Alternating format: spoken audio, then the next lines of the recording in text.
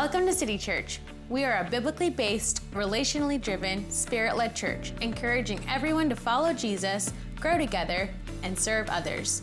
We're excited to share this sermon with you today, and you can always find out more about us online at citychurchseville.com. We've been in a sermon series called Journey to the Cross, which is kind of fun and a little punny because it literally geographically follows Jesus to the cross, but also kind of names the fact that everyone who follows Jesus in some profound sense lives in and through his cross. And so last week, my dad did 3 interactions of Jesus in the book of Matthew, the Let the Little Kiddos Come to Me, the Young Professional, and the Healing of the Blind Man. And you might think, well, Peter, if you wanted to continue the series, wouldn't you have continued in Matthew? Now, this is not the time, place, or sermon to go through how the Gospels align or don't align or do their own thing or whatever, but I have made this slide just to prove to you that we are continuing the story. So Mark adds these little bullet points 4 and 5, where Jesus foretells his death a third time, and then James and John come to Jesus, they ask a question. Now in Mark's version, it's his mom, it's James and John's mom, which is hilarious, but we're just gonna go with this version.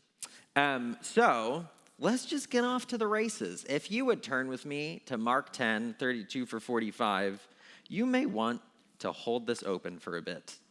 This is from the English Standard Version. I make this joke not for any particular reason, just because it's the best, like every time I preach. But this is why I like the English Standard Version, just as a sidebar. It's the most literal of contemporary translations. It's oftentimes the least poetic and moving.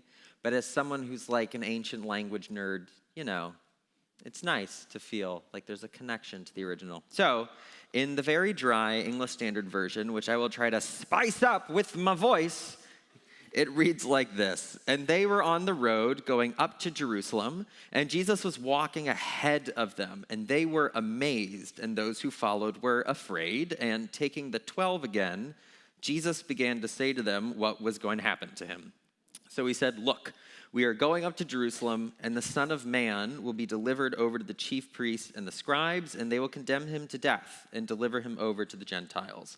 And they will mock him and spit on him and flog him and kill him, and after 3 days he will rise."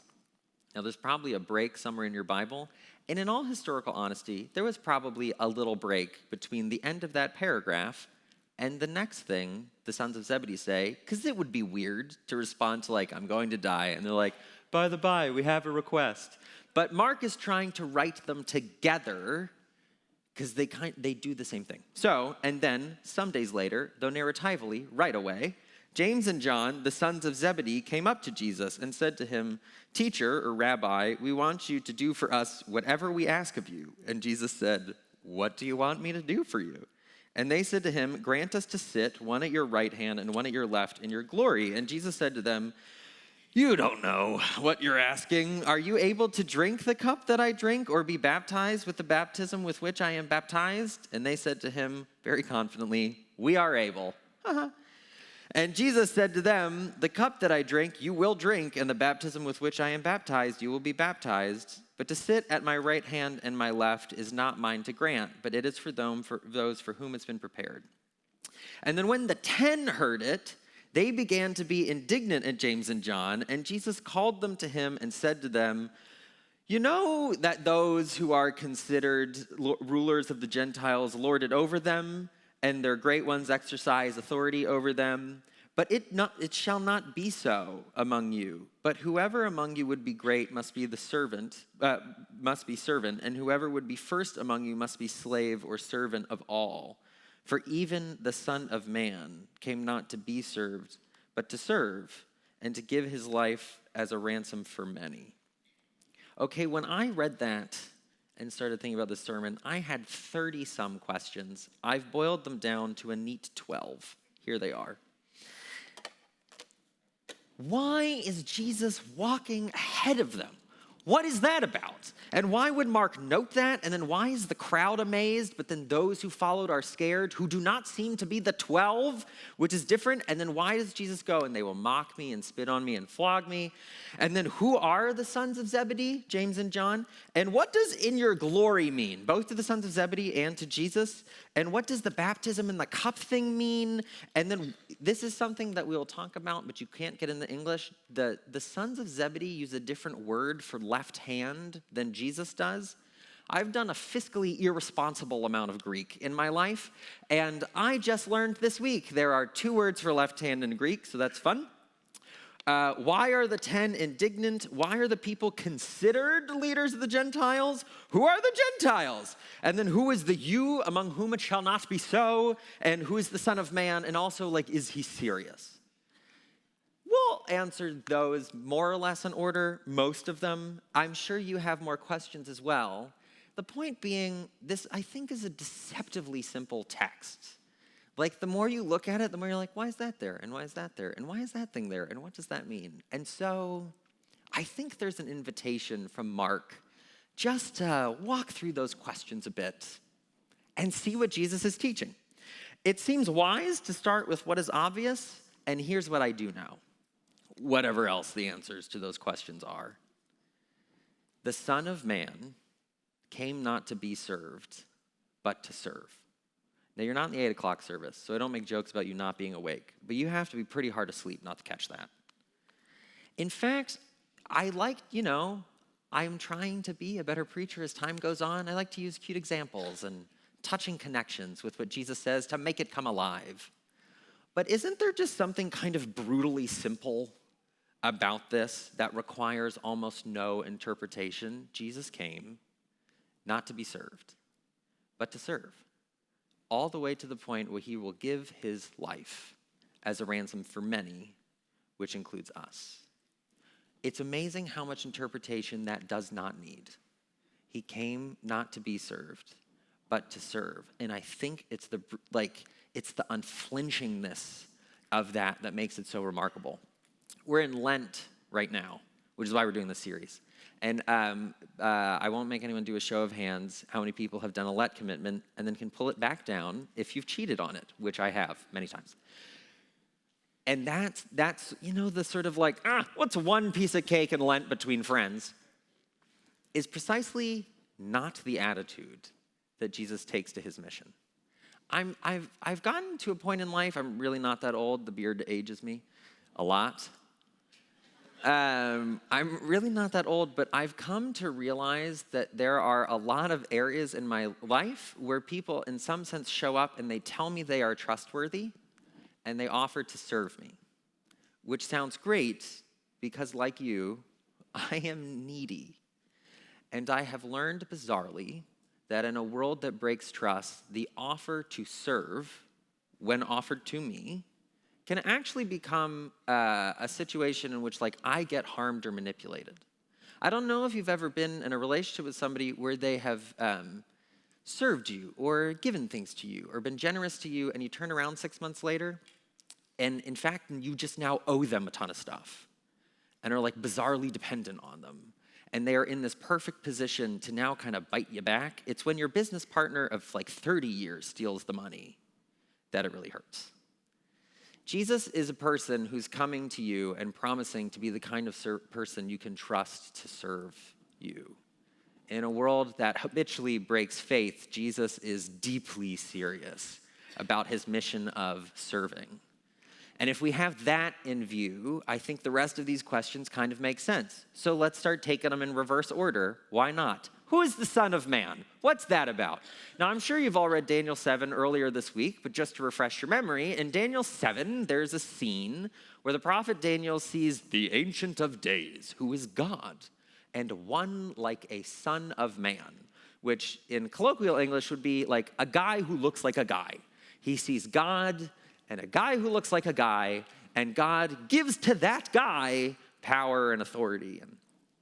And that's the word that Jesus is most likely to use for himself in the Gospels. It happens 80-some times. To pare that down, the Son of Man means that Jesus is the one human being who has the power of God. and he's who comes to serve. There was this weekend once where Dick Foth, who some of you know because he's preached here, brought some very powerful people to Charlottesville. And it was John Ashcroft, the former Attorney General of the U.S., and Vern Clark, who made the OtterBox, and Kurt Richardson made the OtterBox. Gosh, anybody else? The allergies? And Vern Clark, who was the Rear Admiral of the Atlantic Fleet in like the early 2000s or something. And, I got to go to breakfast because I'm a spoiled, rotten pastor's kid. But it was before like 9, so I wasn't awake. And we're sitting in the Hyatt, and I'm eating oatmeal and barely listening to the conversation. And I finished the oatmeal catatonic, and out of the corner of my eye, someone takes away my plate, which I thought was nice. And when I looked up, it was like the 80-year-old Vern Clark clearing the table, the former Rear Admiral of the Atlantic Fleet. This man could have literally blown Britain to Mars at a certain point in his life, but instead he was cleaning the plates. And I had this feeling, even half awake, that when power decides to serve you, it instills you with the kind of dignity where you can also serve without shame. There's a way of being forced to serve because, I'm just a worm and I don't matter, so, of course, I'll give you. But something else happens when someone who is powerful and knows they're powerful decides to choose against the possibility of abusing the power they have, and they just take the plates. And I think what it does to the people who are served is it puts them in a position where they can also serve, but in dignity. Because, I'm worth the Rear Admiral of the Atlantic Fleet clearing my oatmeal. I can serve with the knowledge that I have been served first. So that's why when Jesus says, it's not going to be that way among you, right? When he says, but among you, where is it? There it is. But it shall not be so among you, but whoever would be great among you must be your servant. Whoever would be first among you must be the servant of all, because even the Son of Man came not to be served, but to serve. Jesus serves us to turn us into the kind of people who can also serve because he served. The logic of it is creepily tight. Do you know what I mean? When he talks about the us, Jesus is talking about us. Of course, Jesus isn't talking just about how these 12 guys are going to spend the rest of their life being nice to each other. He's talking about a world-changing movement that breaks out from him and the 12 people he's talking to stand up to a world that does not work this way. So who are the Gentiles? The Gentiles are what we would maybe call the world. Now, literally, the word Gentiles in Hebrew is goyim. In Greek, it's ethne, from which we get ethnic. And it means the nations. It's the people groups. And Jesus is using this term here, as Paul will also use it, not so much to talk about ethnic Gentiles, which is almost all of us, but to talk about these two groups. There are the people of God, and there are the nations. And in the nations, people think they're great because they get to be served. And the perks of being great are being served. So I work at this little investment firm now. I'm a finance bro. I wear Allbirds. I'm just kidding. I don't do any of the investing. They know not to let the guy who went to seminary touch money. So I work at this investment firm, and you know who has the big offices and who gets lunch delivered every day and who gets their own offsite at fancy golf clubs? The partners. You know what I mean? So there's this hierarchy where it's the analysts. I should probably know this, but I think it's the analysts and then the associates and then the directors and then the principals and then the partners. And clearly, you want to be a partner because they get all the perks. The partners don't clean the plates or they are freed for higher purpose work. Thank you very much. And that's true everywhere. If you're in academia, who matters? The tenured professors with the endowed chairs. And if you work at a church, who matters? Pete Hartwig? I'm just kidding. Hopefully not, Or, if you work at a church, maybe it's the archbishop. I don't know. But we live in a world in which everything that's structured gets structured basically on its way up. It tells you should be higher because when you get there, you don't have to, piddle around with all that low purpose, junk, all this detritus. But in the kingdom, it works the complete other way. Again, just like the brutal simplicity of this. Out there in the world, you've got to have your back because no one else will, because everyone's trying to get to the top. But in the kingdom, the first thought when you wake up in the morning is, well, who am I going to serve? That's how it's supposed to be with us, with like the 1, 2, 3, 4, 5, I don't know how many of us there are, but like us and the 3 other services, like this is what, don't you want to live here instead in a community where you don't have to watch your own back because other people are wondering how they can serve you, and they're wondering how they can serve you because they've been served by Jesus, which is why you can also wonder how you can serve them. I mean, it just breaks open the radical possibilities of what human life can be like on this side of death and on the other side of death when we don't have to be like the Gentiles, whose rulers lord it over them. The word Jesus uses is pretty strong-handed. And he's talking, of course, in the background about Caesar, who hired a private army to liberate Rome from Mark Antony. Recall, I know you all know this from high school history, but Jesus is saying these words about how the lords, the Gentiles, they rule over them, blah, blah, blah, under the empire of a Gentile lord who rules it over them. And you're out of your mind if you don't think this is how the world still works. We still live in a world where at the highest levels, however you count that, there are people, there are powers that have the opportunity to lord it over us, and they do. But we are called, and we get to live in a different kind of kingdom run by a king who we can trust to serve us. Now, this is why the 10 disciples get all miffed at the sons of Zebedee, James and John, which you may recall from Luke 9. James and John are the 2 brothers who are like walking along Jesus, and somebody says something mean to him, and they're like, should we call down fire from heaven to burn them alive? Like, these people are intense and have a somewhat bloated sense of self. And they say to Jesus, in Matthew's version, their mom says to Jesus, which is something Fran totally would have done. They go, could we sit at your right hand, which in Greek is hodexios, the right, like ambidextrous? Can we sit at your right hand and at your left? And the word they use for left is aristeros. The word aristos in Greek means best, and aristeros means second to best. And so they say, could we sit at your best hand and your second to best hand? Like they're obsessed with rank and position. They are secretly trying to sneak the world back into the kingdom. They're like, well, when you come in your glory, like when you go to Jerusalem and you sit on a throne and you kick some butt, and you take some names and you knock out the Romans and you restore us to political sovereignty, can we sit in the best position and the second best position? And Jesus responds with a different word in Greek. He calls his left hand, it's so hard to say, eomunon, which literally means, means goods, and pneumon comes from the word for name. It literally means well-named. The background to this word has something probably to do with ancient Greek magical religion, where the left hand is kind of magic. Ooh, ah, oh. And so they go, could we sit at your best hand and at your second to best hand? We'll bargain for second and third in line. And Jesus responds with, it's not for me to pick who sits at my best hand and my blessed hand or my well-named hand. The way he names his left hand even demonstrates that in the kingdom of God, it's not about rank and position and power, and it exposes James and John who are trying to bring that into the kingdom.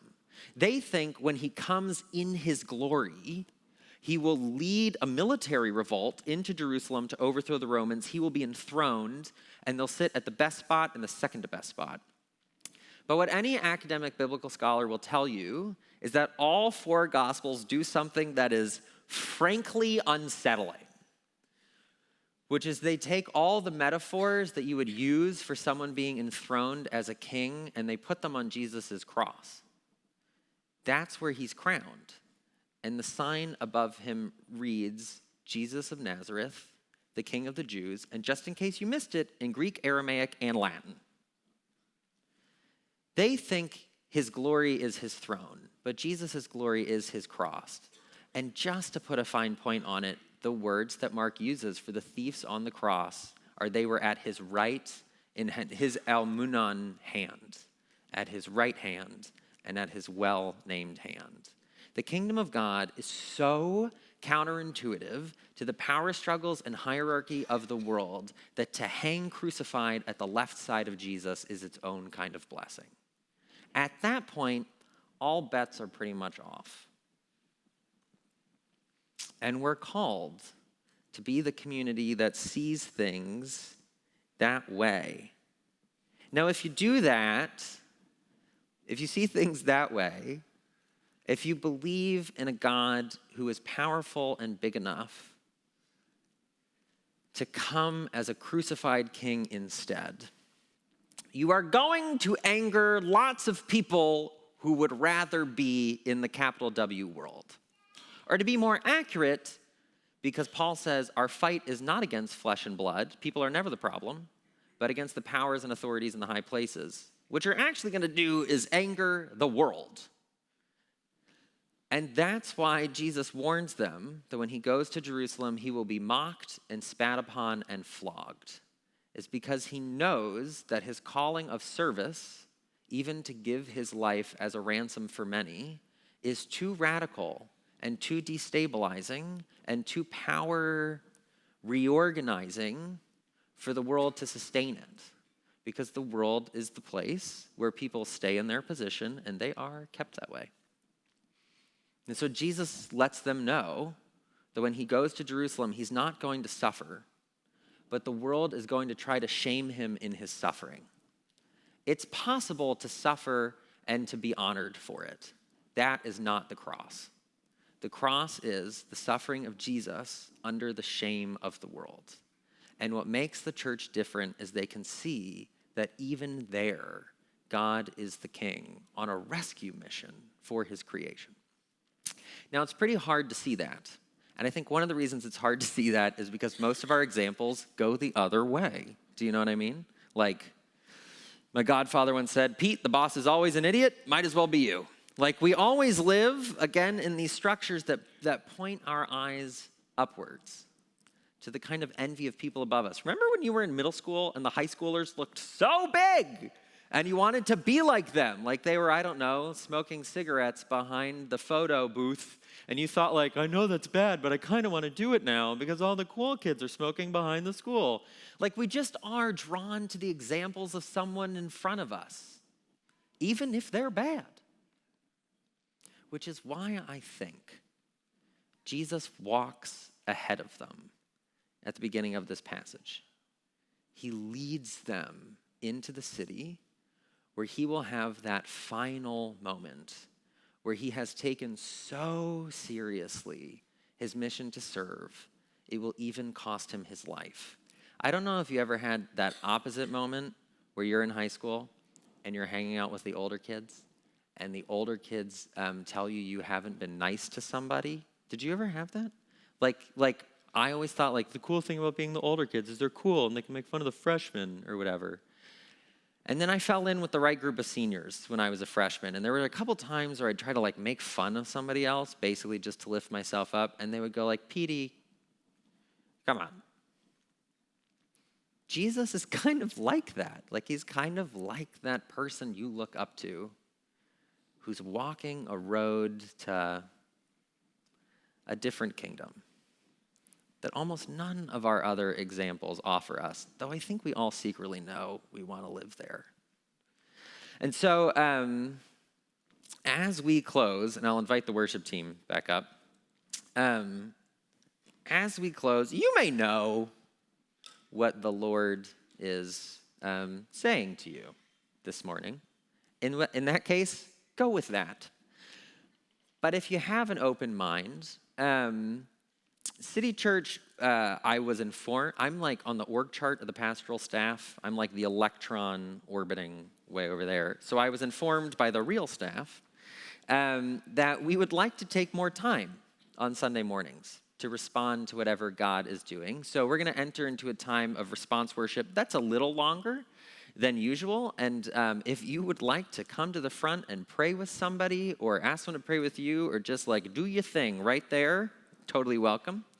But as we're responding, if I could just offer you 2 questions to ask the Lord, take them if you'd like. One question I think we could ask God is, how is Jesus serving us?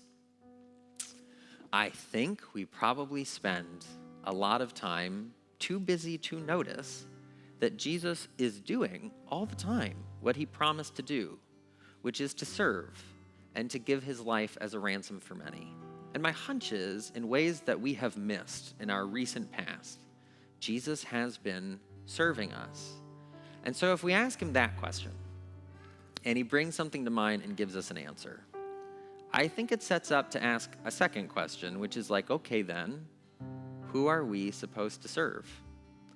How are we going to, in little ways or big ways, move forward this calling in the kingdom for the church to not be like the world, for us to be a community whose first thought is, how do we serve somebody else? So if you'd like to stand, or you'd like to sit, or you'd like to move somewhere, or do whatever works for you. But if you want to ask those 2 questions, how is Jesus serving you? And who does Jesus call you to serve?